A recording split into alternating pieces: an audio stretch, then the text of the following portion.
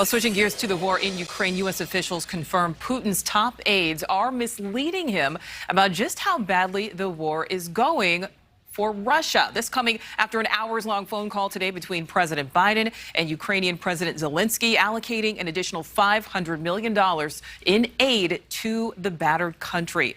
Joining us now from Washington, NewsNation correspondent Kelly Meyer. So, Kelly, is it possible that Putin is in the dark about how hard Ukraine is really fighting back here?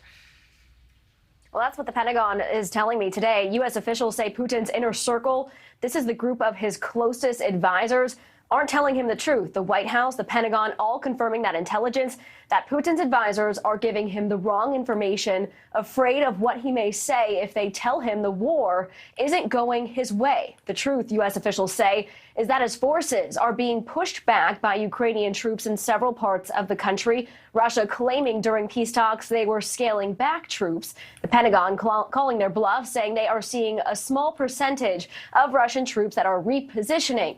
That's into Belarus, but are only going there to resupply and will move back into the country. After that, none of this information, as we know, is being shared with Putin. I asked the Pentagon spokesperson the danger of keeping the Russian leader in the dark. We would concur with the conclusion that Mr. Putin has not been fully informed.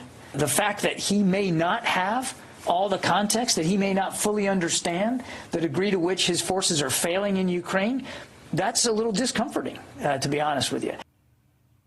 And Kirby adding that this could be impacting potential peace talks. Ukrainian President Zelenskyy speaking today with President Biden in an hour-long phone call. They talked about next steps, which could include what they call more enhanced sanctions, and Biden offering $500 million in new aid. And Nichole, another interesting piece of information from today's Pentagon briefing, the spokesperson, John Kirby, telling me U.S. officials from Secretary of Defense to Chairman of the Joint Chiefs have not spoken to top Russian military officials, adding the U.S. is willing to have those discussions, but this is a two-way street.